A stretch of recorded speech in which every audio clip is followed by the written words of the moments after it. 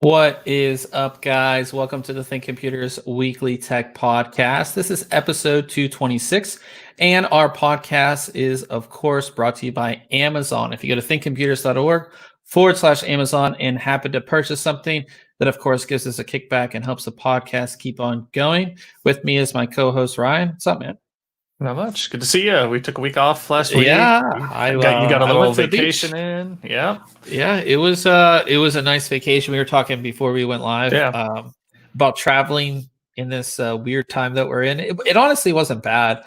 And I actually I'm sure in previous, especially if you like travel to CES, you're used to seeing people with masks anyways. Traveling. So you're required to wear a mask in the airport. You're required to wear a mask on the flight, it doesn't bother me really. Sure. I'm so used to it now too. Like when you go to the store, you kind of just want to put one on anyways, just to be sure, because Yeah, I've noticed there's some stores here in town that like require them, others don't. Others, like all the most stores employees are wearing them or half wearing them, which essentially is not wearing one. But yeah, no, it's you do notice that people don't wear them correctly. Oh yeah, which is frustrating. That's my biggest pet peeve. Like whichever side of the debate you're on of masks or not, like if you have one on and you're not like fully covering it, you're just doing it wrong. Yeah. So that's that's kind of that's my biggest thing is like people just who don't wear them correctly. It's like, why are you even wearing one? Right. You know what I mean? Right. But yeah, it was a nice little, was it 5 days we had in Florida? It was nice. The beach was nice. I got a little color, but you probably can't tell. No, you look redder than me and less pale than me. I got some sun this weekend too. Like I know you can't tell, like my arms and shoulders got quite a bit of sun, and there you go. We had a mini vacation this last weekend. So nice. Well, it's good that we are into like we can actually travel and you can actually like do things. Like I remember, what was it, like a month or so ago, like all the parks were closed, you couldn't do anything really, you know what I mean? So it's nice that we can at least do some things. But this is a tech podcast, so let's get into tech. For everybody that is here in the live stream, or if you're listening on audio, we do have our full show notes page that is listed in the description of both the this video as well as the audio. So you can go ahead and follow along. But this week was the official launch of not B450, B550 motherboards on the AMD side. So the big thing with this, and I think it's so important, is that this brings Gen 4 to a non-high-end motherboard, essentially. Like we've had it with X570. Now we have it with the B550. And both of those are AMD systems, right? AMD, and we still don't have it on Intel. So like AMD's rolled it out to the masses essentially already. You're not going to get it on Intel just yet. While Z490 boards technically do support it, you of course need a CPU that supports it. So with B550, you're going to get Gen 4 on your top, in most cases, your top PCI Express slot, as well as one M.2 slot. That it is a little limited compared to X570, where you would get it on all of your M.2 slots and all of your PCI Express slots. Also, the interconnect was Gen 4, maybe? I don't know. There's a couple differences. But this is really great because recently AMD also announced lower end Ryzen 3 processors, which were really awesome for what you were getting. Teamed that with these boards, which the one that we're going to talk about today is such an awesome board. If you look at it compared to like high-end boards from a couple years ago, it looks like a high-end board. And the board that we're talking about is the Asus ROG Strix B550F Gaming.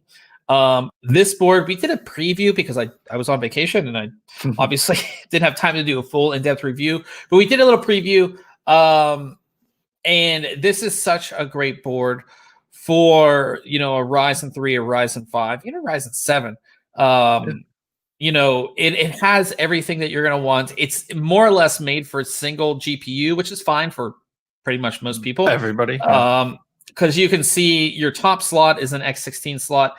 It is the only Gen 4 compatible slot, and that's all you need right there. And then you have your two M.2 slots. The top one is Gen 4, bottom one is Gen 3, or you can do it SATA as well. And it's just a solid board. Like it's really good. The big upgrade for Asus compared to their B450 is that instead of getting a 4+4 power phase design, you're getting a 12+2, which is like, So, yeah, decent upgrade. Yeah, a massive upgrade there. Of course, to support Ryzen 3000 series processors. Now, these boards, B550, will only support Ryzen 3000 series. Even though it's an AM4 socket, it will not support older Ryzen processors. So that's something to keep in mind. But I think, you team this board, which I think this board is 189, with a, Ryzen 3, Ryzen 5, you have, in like a nice, 2060, something in that range, 2060, 2070, you have a really nice system for a very low cost, which I think is great. So go ahead. I was just gonna say, just looking at this image of the board, like you said, it looks like a high-end board from a couple years ago with the covered IO, the IO shield, the nice heat sinks on everything, just the branding in general. Yeah, it's pretty nice what you can get for under $200 now. Yeah, and the big upgrade too from their B450 board, the exact same one. You had no M.2 cooling. Here you have it. You have the integrated IO shield, which I will get to. It's coming. One of these, right? Yeah, there. It's the last one. The integrated IO shield. You have BIOS flashback button on the board, which is nice. So you can flash this. This does have Wi-Fi 6 as well, which is a super high-end feature, which I'm currently using now at home, and I love Wi-Fi 6 because it's very fast. You have USB 3.2 Gen 2. You're not going to get as many ports as you're going to get on X570, but you're still getting 2 on the back here. So you're getting one Type C and one Type A back there. USB 3.2 Gen 1s. This is 2.5 gig LAN. Oh, it is 2.5. I was going to ask if that was gig or 2.5. That's awesome. Yeah, 2.5 gig LAN on this. It's a solid board. We didn't get it. Obviously, I haven't fully tested it yet, so I can't talk on that. But, again, for people who have been waiting, Ryzen 3000 series, the X570 boards were very expensive. This brings Gen 4 and 3rd gen Ryzen to something that's very affordable and something you can build a great gaming system. So definitely stay tuned. We'll have our full review here coming up very soon. But if you want to check out this board, we have all the pictures, and I've gone into detail on a lot of it. So you guys can go ahead and check that out. But I just think that B550 is very good for AMD, and you're going to see a lot of mid-range builds that really feature that, because it's Gen 4 on a mid-range chipset, which I think is awesome. And again, you're not going to see that from Intel till at least the end of the year, if not into next year. So cool. Very exciting there. Another thing I took a look at, which I thought I had it here, but I cleaned my desk and I don't have it sitting here. You got to run one of these at some point. Like I don't know if you have a stack of them lined up, but I do have a stack. I was going to be doing I haven't done it yet, but I plan to do a kind of like a video of like which one I like out of all the ones that I reviewed, because these are just awesome little drives. I took a look at the Patriot PXD. This is their portable solid state drive. It's USB 3.2 Gen 2, which means you're going to get around 1,000 megabytes a second. These drives are essentially all the same. It kind of comes down to like which one looks better, which one has the better form factor that you like. There are some that offer software and other things that also might come into your decision. This one does not offer software, but one thing I do like about it is the form factor on this one. So this is kind of like a candy bar shape, where some of them are like more of like a square and a little bit thicker. This one's very thin. Here's it next to like a pop can. Very thin. So as a guy and you're wearing jeans, you can easily put this in your pocket. And I think that's very important. and it's not like bulging out or anything like that. So I really like the form factor on this one. They offer it up to 2 terabyte, which we did review the 2 terabyte version. It performed pretty much up to its specifications, as all these drives do. It is backwards compatible, so it's going to work on USB 3.2 Gen 1, USB 2. I believe they do provide the Type A connector. Yeah, so it comes with a Type C and a Type C to Type A, so you don't have to worry about compatibility. It's just a great drive. You can see here, I'll bring up some of our tests. You can kind of see where it lands.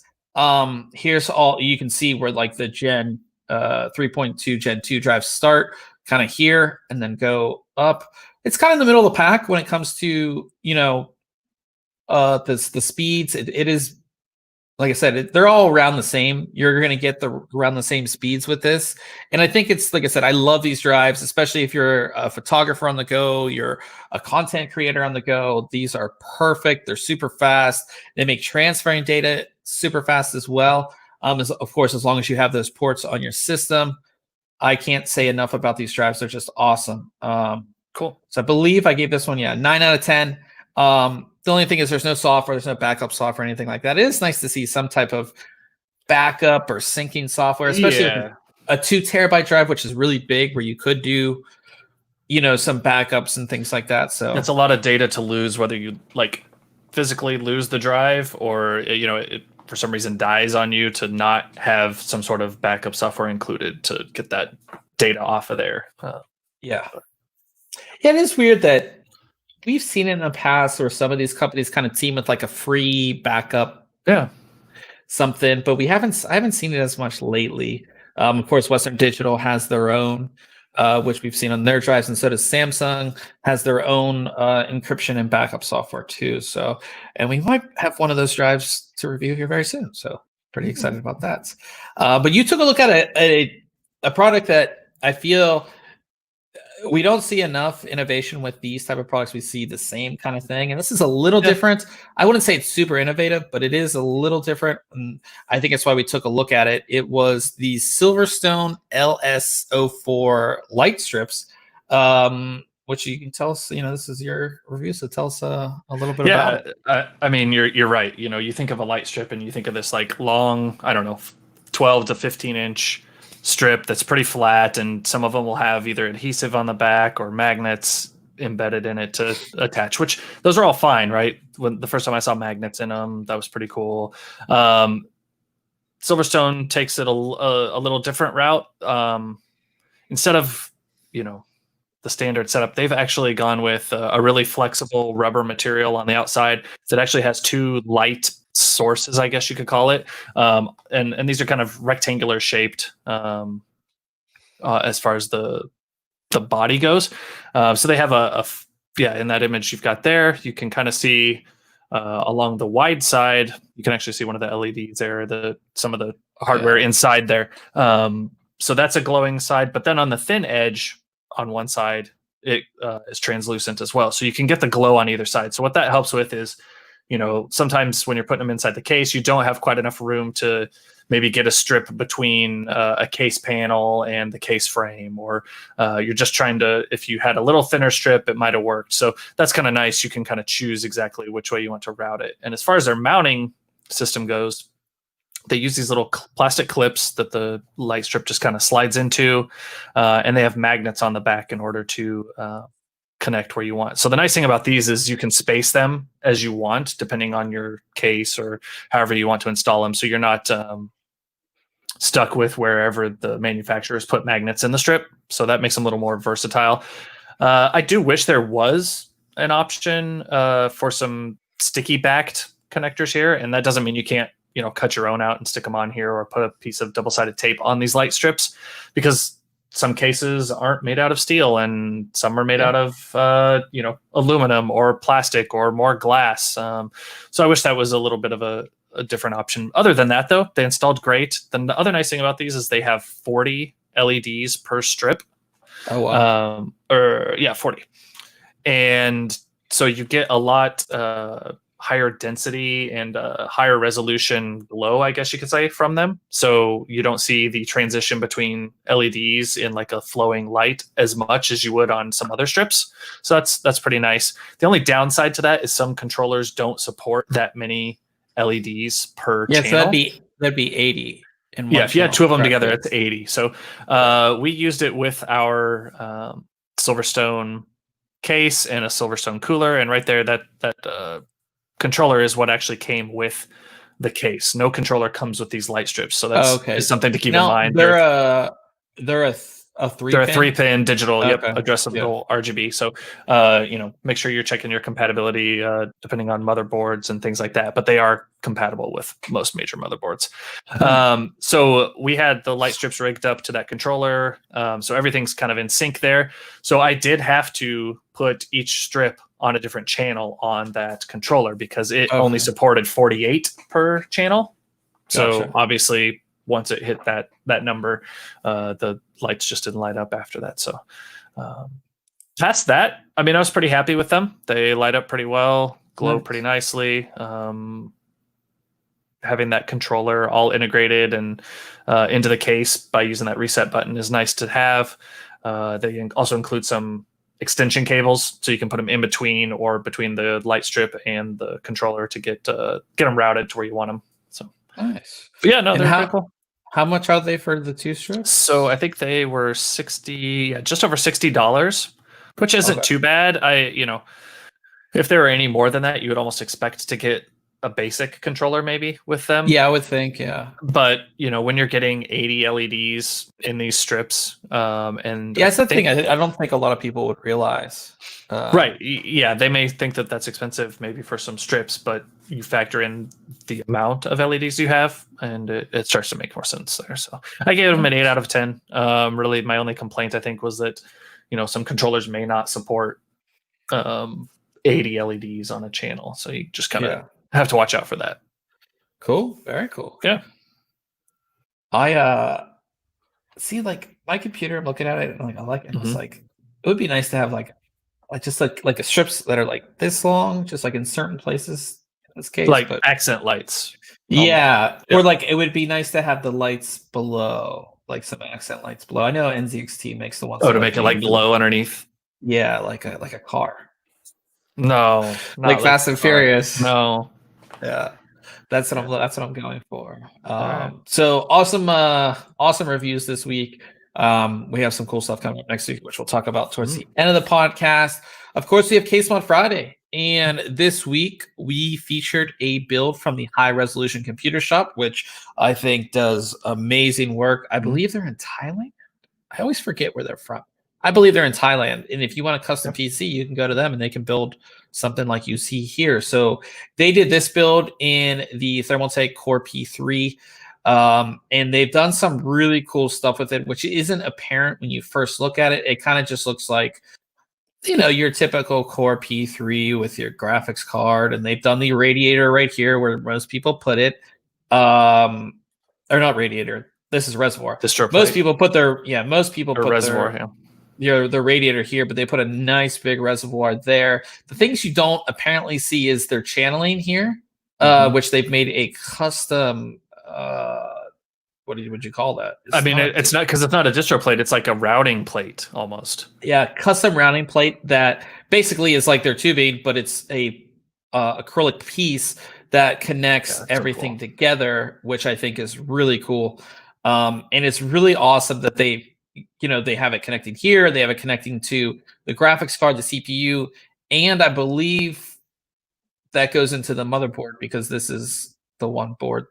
Unless I'm seeing that wrong, I could be seeing that wrong. But it's just how they've cut that. It's just like it has to be precise to connect to everything, which I think is really cool. I just think that overall it is.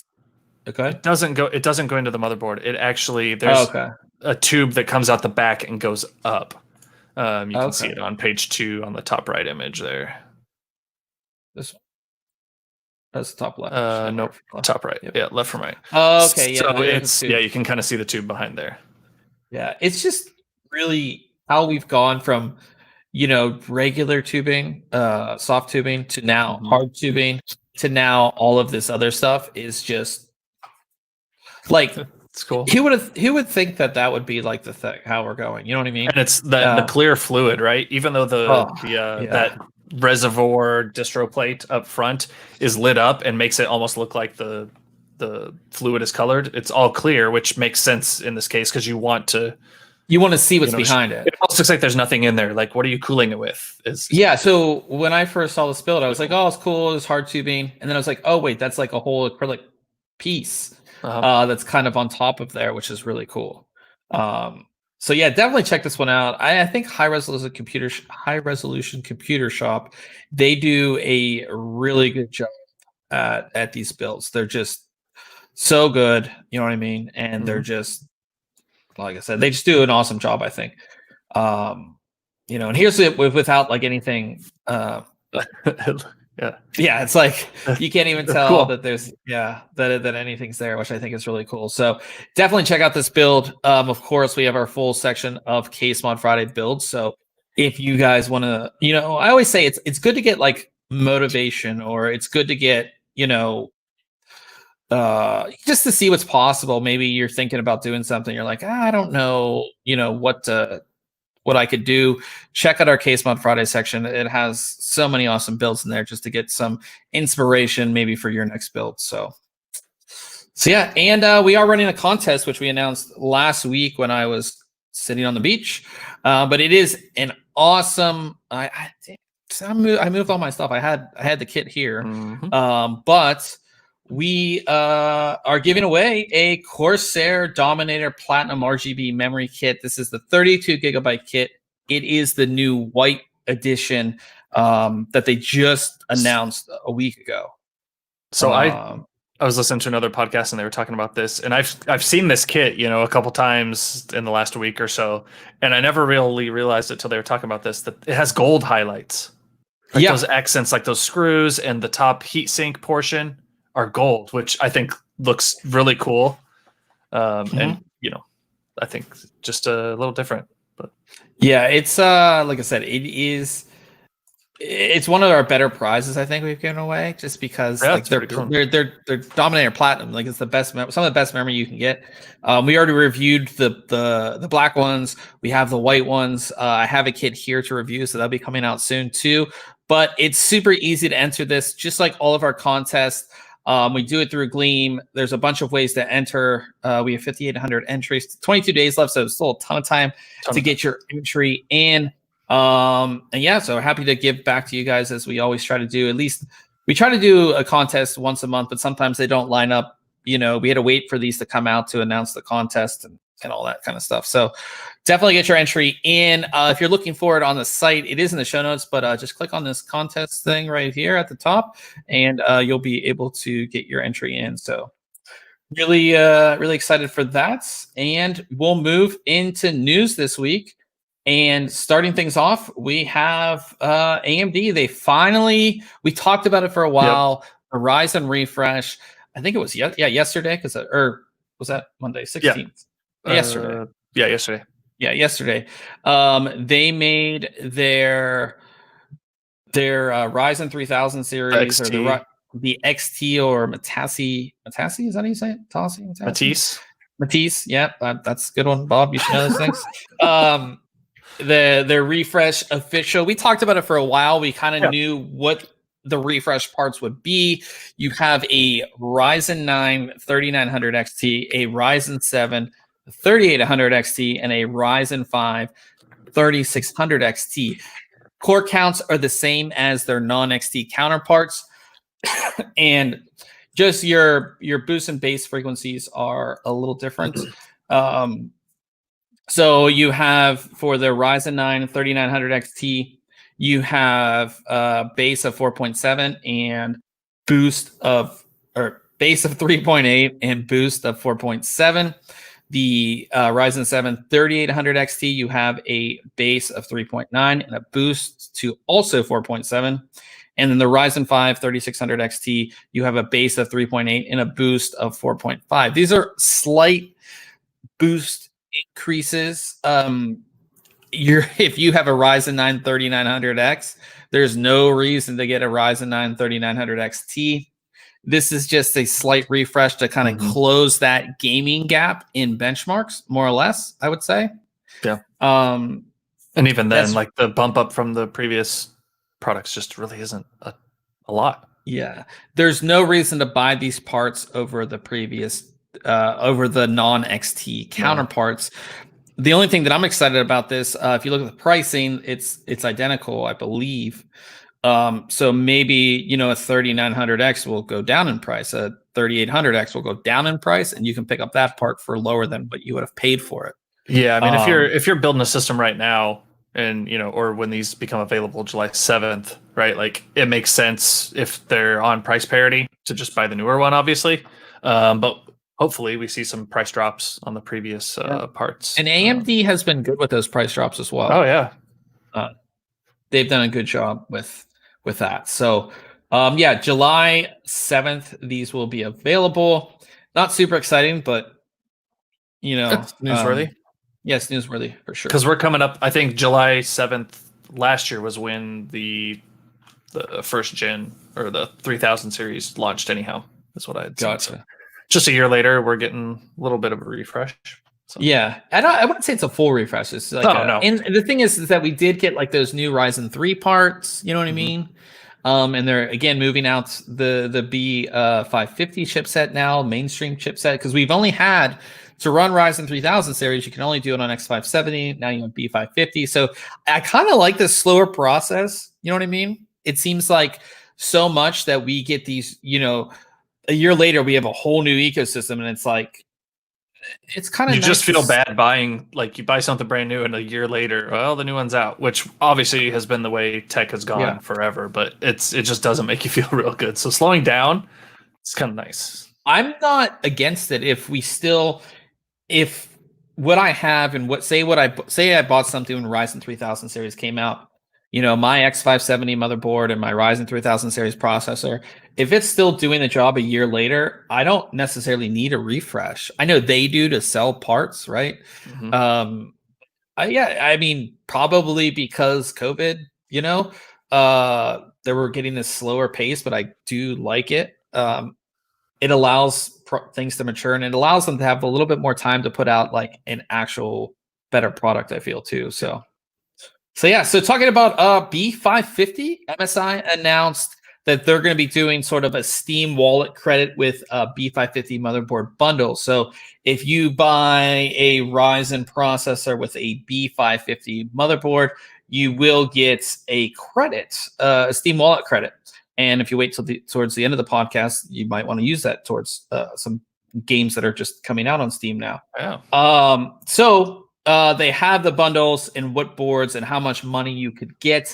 You can get up to $60 with certain things. So, you know, Ryzen 9 and Ryzen 7 parts with mostly their MPG line. You'll get $60. If you move down to a Ryzen 5 with their their MPG line, $50, Ryzen 3, $40. And then if you get Ryzen 9 and Ryzen 7 with their mag line, $50, then 40, then 30. We have it all here so you guys can see it, but it's nice that we do get some bundles, CPU and motherboard. We usually see it with graphics cards, you know what I mean? But it's nice that we have it here. This is MSI. I don't know if Asus, Gigabyte, or any of the other ones are doing any bundles, but pretty nice.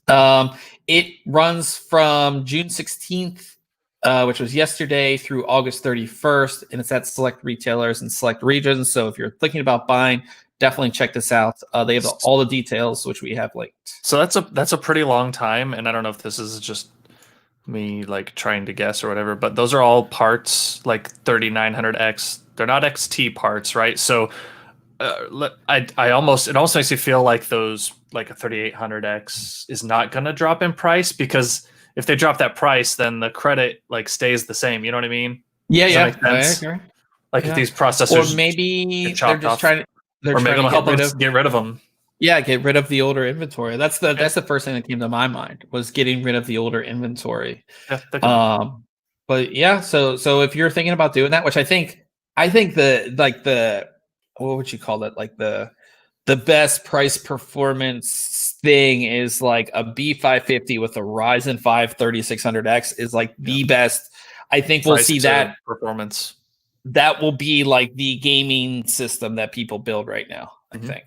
I just think that is just a great overall system build right there. So yeah, moving over to NVIDIA. So when I left, we had some first. So these leaks are from about a week and a half ago, but I think we should talk about them because they came out, I think, the day after our last podcast, which was 2 weeks ago. We got some pictures. We got some pictures of a supposed RTX 3080.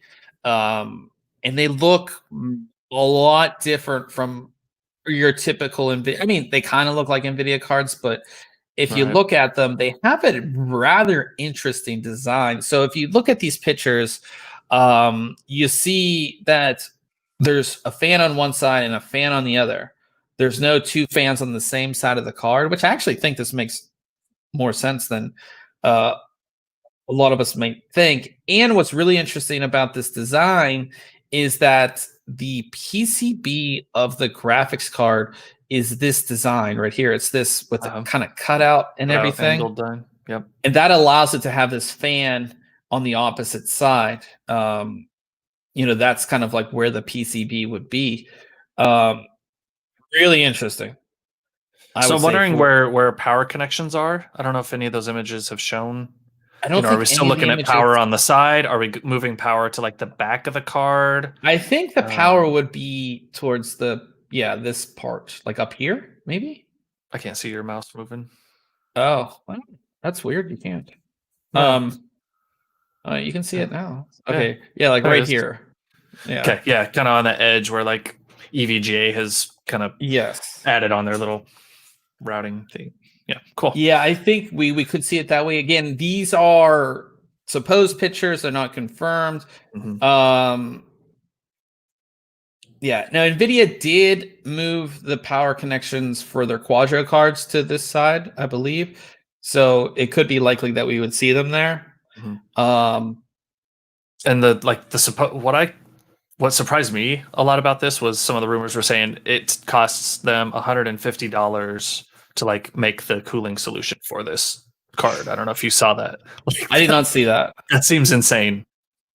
Yeah. For what it is. I mean, it looks like a pretty beefy heatsink, but maybe like the way they have to route the vapor chambers and all the heat pipes and everything, it just ends up being that way. And it does look like this is a heatsink, right? Which I've heard too, that this part of it is the heatsink. So it's kind of, again, it's just different. It wasn't what I expected at all. I expected to see the same Founders Edition that we're used to seeing, right? Yep. I didn't expect something completely different. So that's really interesting. So that was kind of like the first big leak that came out. Kind of made you wonder, is this real? What's going on? And then there was a bigger leak with even more details. We have an RTX 3090, 3080, and 3070, up to 24 gigabytes of GDDR6X VRAM, 350 watt TDP. What do you think about that? I don't know. Yeah. Sorry, I know that's not a good answer. GDDR6X, I think, will be nice. The wattage, what was it, 350 for the 350, the high end?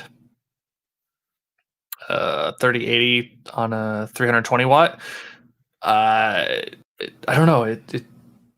I guess beefier power supplies might start making a thing again, or making a comeback, because it felt like for a long time we were just kept ramping up the wattage. I mean, this was years and years ago, and then it felt like we actually got more efficient. And okay, you don't really need 1,000 watt power supply to run these systems. It just feels like we're almost creeping back up again. Yeah, I mean, first off, Connor said the cooling solution might be a good idea. I mean, looking at it, it could be, and I think that if you're running more power, right, you need a better cooling solution. Sure. I think too is that I don't know, and obviously we don't know performance.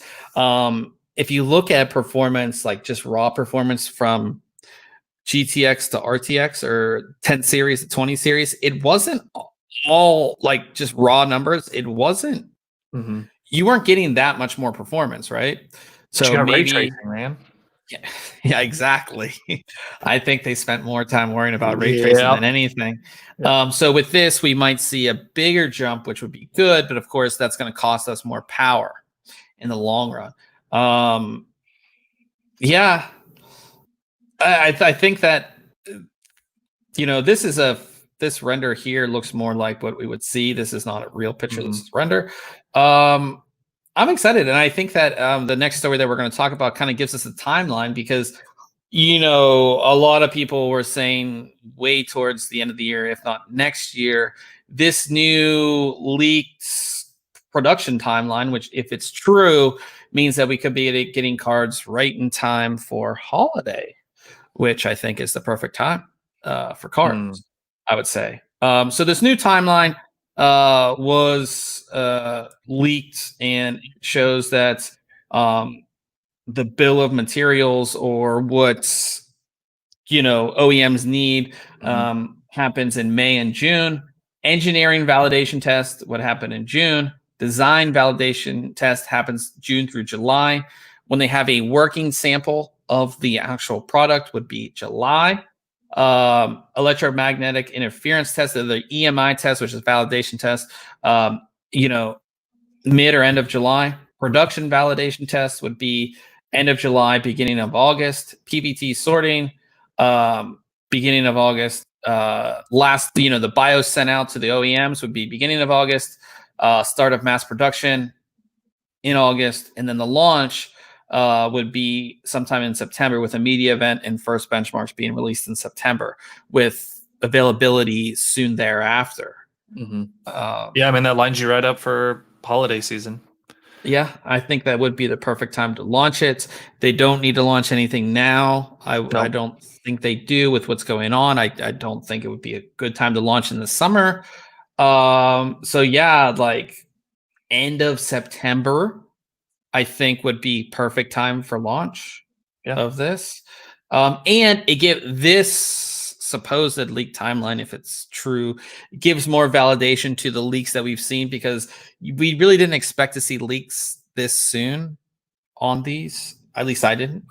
So it kind of gives more validation. Yeah, we're right in that perfect spot, right? I'm sure working samples are getting ready to ship, or getting out there, and now we've seen like an example of what the card's going to look like in these leaks. So yeah. So that was the big thing. Very, like I said, very interesting stuff. Excited to see kind of more leaks come out and what we can really learn about these new cards. And what their big selling point is going to be. I mean, obviously with the 20 series, it was ray tracing and all that kind of stuff. Now that we have that, what's the big selling point of these cards going to be now? Is it the more performance based? I'm hoping performance. Are we going to get better pricing because of maybe what's going on in the world? Yeah. Or are we going to be crazy like kind of the RTX series was when it comes to pricing? Expensive. Yeah. So we'll see. So we'll definitely keep you guys updated on all of that. Big news from Intel. Jim Keller. Yeah. Who was the CEO, right? Yeah. What? No. Wait. Yeah. Hang on, I'm looking. Yeah, go ahead. Keep going. So he's only been with was only in his position for 2 years. And now he's gone. He is that effective immediately for personal reasons. He left the company. He's going to transition to a consultant. Told a kind of just transition period, but it's kind of a big deal. Just for the fact that he was only in his position for 2 years. I mean, I still associate him with AMD so much. Yeah, I guess he spent so much time there. We are seeing more turnover, right, in a lot of these high-end positions. Yep. But it just seems weird, especially with Intel. A lot of people have been moving from other companies to Intel. To see somebody this big leave Intel, it's kind of crazy. Interesting. We don't really know. Obviously, we don't want to get into what might the personal reasons be. I can't think if it was anything bad, but yeah, he is no longer with Intel. So that's something to be interesting. The person taking over his job is So Sundari Mitra. I was gonna say he's correctly. not. He wasn't the Intel CEO. No. No. He was the senior vice president in Silicon Engineering. Okay. Yeah. So yeah. So like I said, it's just these things, we don't see them being big deals, right? But then, when Raja left, Kaduri goes. yeah, he left and he said he was just leaving AMD, and then Just taking some time off. Oh, by the way, taking some time off, and then he went to Intel, and now Intel's making GPUs. I mean, so this is just something to keep your eye on, to kind of see what this, what this might be. We don't know yet. So he's like early 60s. So I mean, yeah, I guess he could be retiring, but someone like that, I just don't see retiring early and getting out. Right? He's obviously going to consult to help them through the transition and everything, but and I could see him showing up somewhere else. 2 years is a very short time span at a company as well, especially a big company like Intel. So just keep your eye on that. We have another interesting story, a Ryzen story. Hardware Info, which I'm sure most of you guys, or a lot of you guys, have used. They exposed a X570 motherboard cheat feature that will effectively reduce the lifespan of Ryzen CPUs. This was found by overclocker the Stilt, and he found this. Basically what it does is the motherboard will voltage bump in order to achieve a higher boost frequency. If that's correct.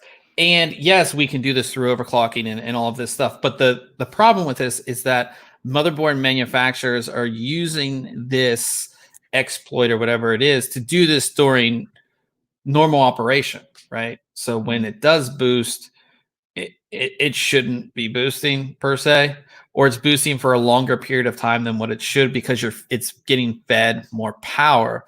And there's a whole thing on the HW Info forums about it. It is kind of interesting.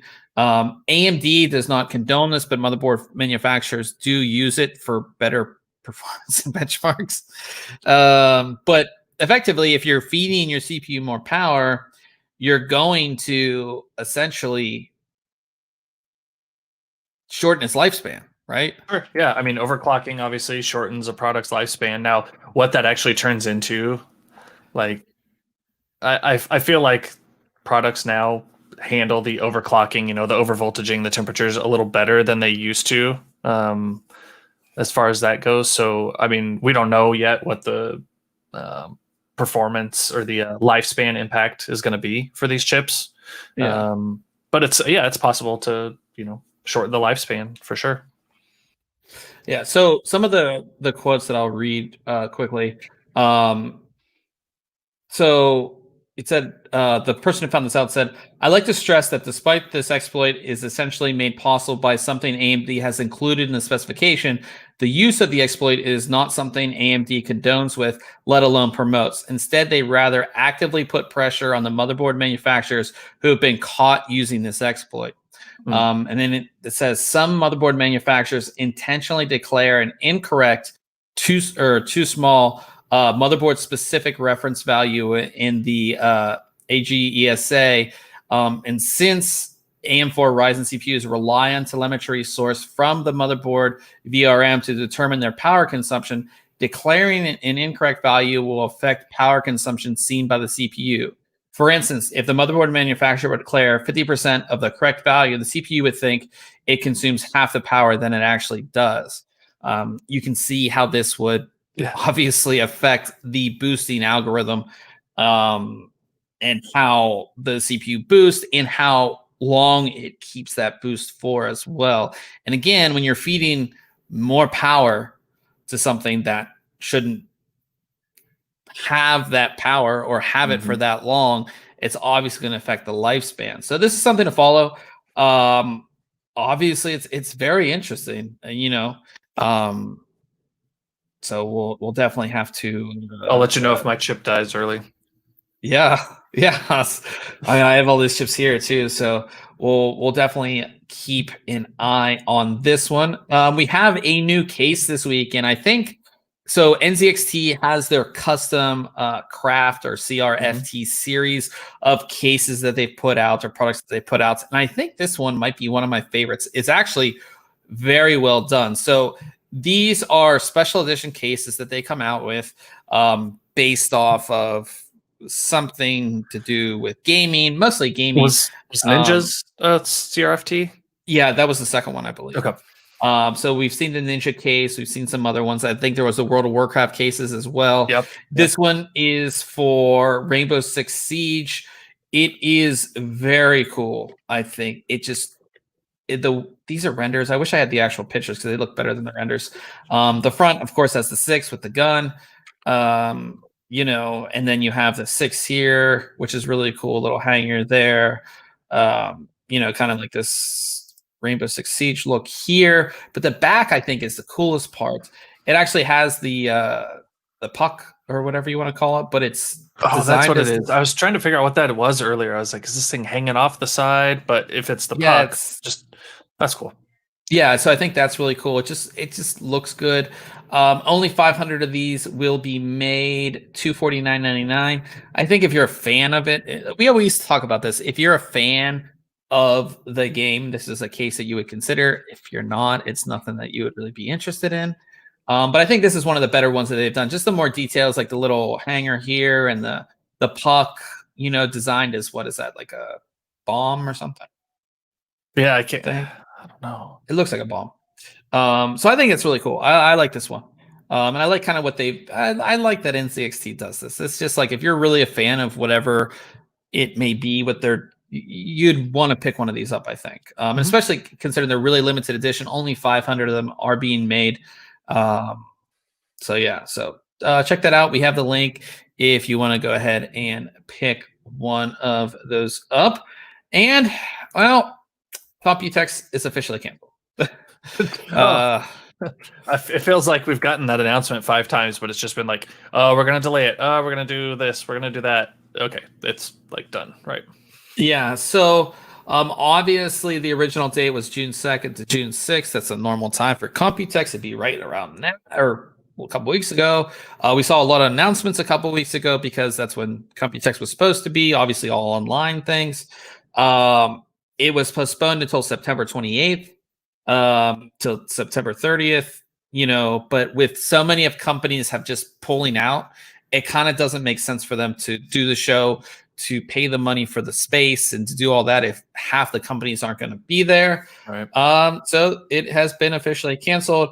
They released a statement, about everything, obviously to do with coronavirus and everything like that. They set a new date for 2021, June 1st to June 5th. And that is, that's pretty much it. I can't say I'm not surprised. It kind of makes me wonder about CES because that is coming up. The first week of 2021. Do you think that there will be a CES? I was thinking about that. Like, it was either yesterday or today, one of those shower thoughts. I was just like, okay, we're actually going to be coming up on the time to like start thinking about booking the hotel and all that. I don't know. I can almost see them either not doing it or pushing it back, but you start pushing it back into the summer of 2021. I don't think it will be pushed back. Hot. You think they'll do it? Here's the interesting thing that I see is that we're in June, and at least where I live, and in Vegas, because the casinos are open now. Yeah. Especially by that time, unless there's some resurgence, which I don't assume there will be, but unless there's some crazy resurgence of the virus, things are going to be open. I mean, when I was in Florida, you didn't have to wear a mask anywhere. Even now, like here, you can go to restaurants and stuff, and Yeah. And by that time, things are going to be open. The only thing that you worry about a little bit is that everybody's traveling from different countries to get there, and that could be a thing. It could be required to wear a mask in the show floor, which I probably would do. Yeah. But as long as companies don't say they're not good, like big company, like the Intels, the AMDs, what you think? Yeah. Those big, the Samsungs, kill it off before it even gets a chance to become a thing. If those companies pull out, then I can see it being canceled. But if those big companies are coming, and they don't have a lot of other holdouts, you could see some restrictions as far as CES, again, with masks and things like that. But I think it would probably happen unless, we haven't heard anything yet, but that's kind of the next big show that's kind of on our radar. That's kind of coming up. So yeah, maybe they'll restrict like the number of press passes they give out and industry insider passes. I don't know. Yeah, I don't, and I'm sure it costs a lot of money to exhibit. Obviously, it does to be on the show floor. Maybe companies will, you'll have. And more the thing people is, you have to think about too is that these companies, you assume they want to protect their employees. In that show floor, I mean, every year we come back and we're. Well, I'm telling you now, I'm not. I went last year or this year for the first time to Everest, or what's it called? I had it on the tip of my tongue earlier. The international area, I guess you could call it. Yeah. Where, all these, and those booths are packed in there, and we were like, Derek and I, when we were walking through there, were like joking because in January this really wasn't I mean, yes, we knew about it, but hey, right now it's only in China. We're like, this is where everybody gets the CES cough and all that from, which is a thing even before COVID-19, right? Everybody always talks about the CES flu and all of that, but they're like, this is where you end up getting that because everybody's just jam packed in here. Horrible, probably air circulation. So I won't be going there if to that part, but yeah, it's going to be interesting because right around now is like I usually book the room. Yeah. So it's kind of like I'm kind of on, I'm going to give it probably another month or 2 months just to kind of see what's going to go on. But we'll keep that in mind for sure. But moving on to gaming, another big EA title has made its way over to Steam. So the entire Battlefield franchise is on Steam now. Okay. So you can buy it on Steam and have it in your Steam library, but it still launches Origin, which I don't know why they're making this massive deal. I think it's great for people who want to launch one app to have all of their games in, right? We have all these launchers for all of our games, and to have them all in Steam. I know you can still do the shortcut thing in Steam, like you can launch other games via Steam. Yeah, I think you just got to point it to. Yeah, this just makes it easier, and it's a PR thing for EA, I guess. Yeah.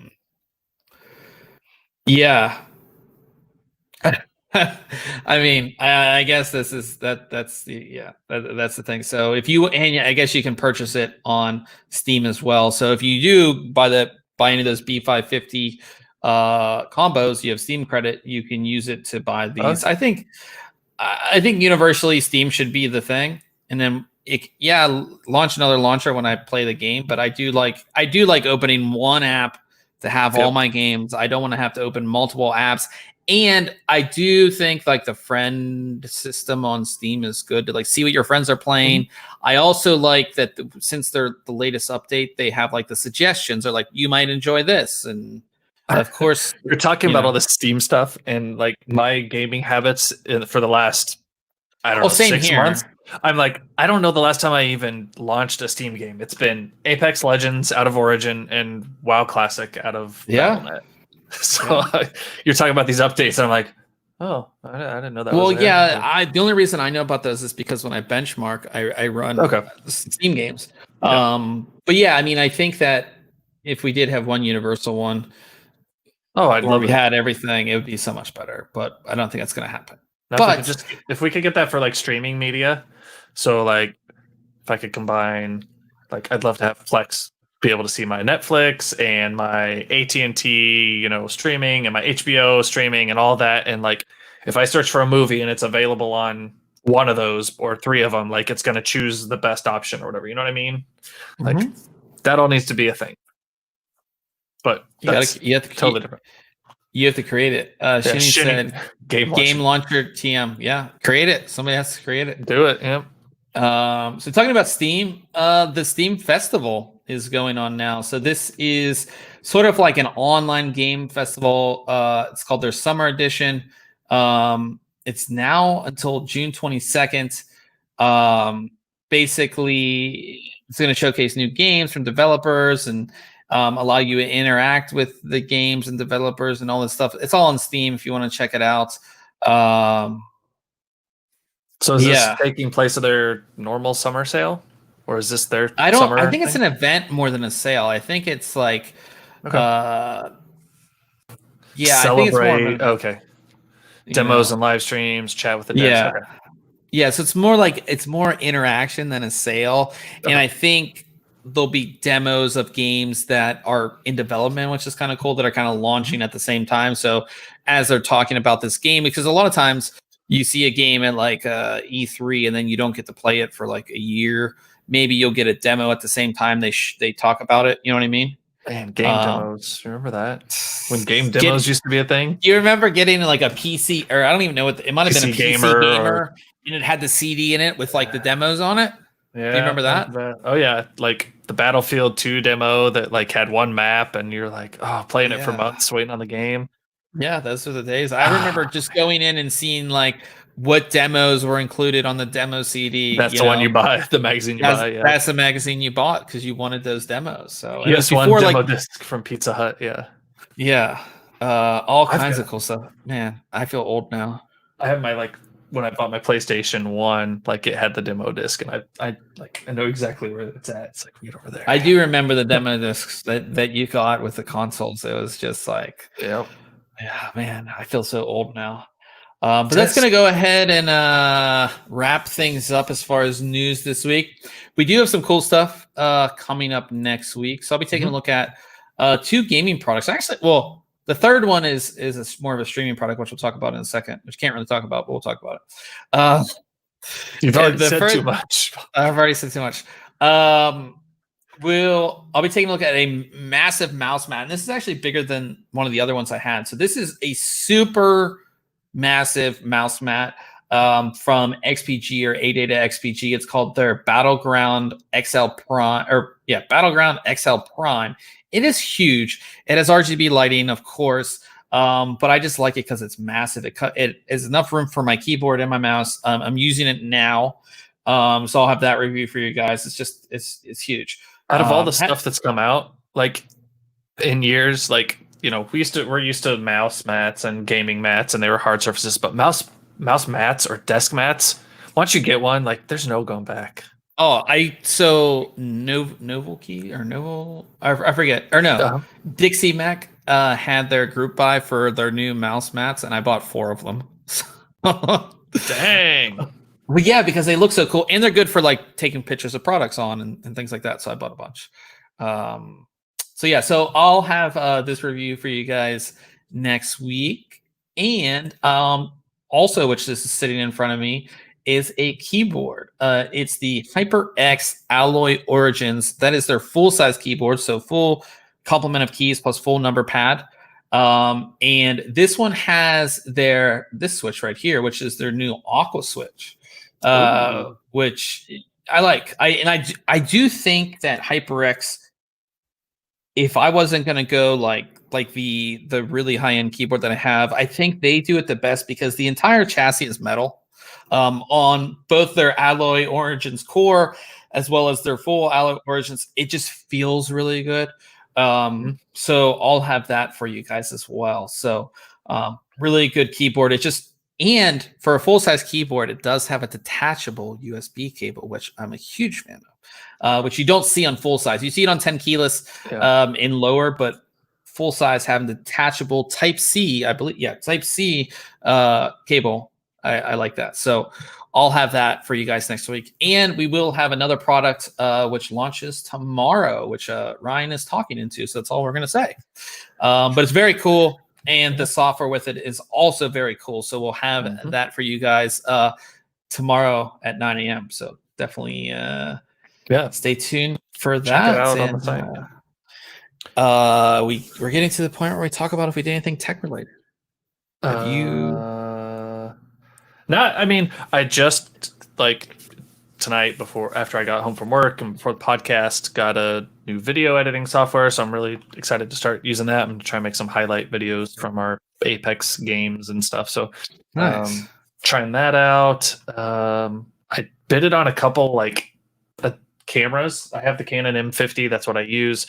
I was trying to get one extra one to start using as a webcam, a streaming cam, because I don't want to have to put mine up and then take it down and put it up and take it down. Shiny Gaming says highlights. Exactly. Thanks. I agree with Shitty on that one. So yeah, I'm just trying to get another body, a Canon M50 to use as a webcam. So I'm trying to pick one of those. Yeah, I've still been looking for a Go XLR.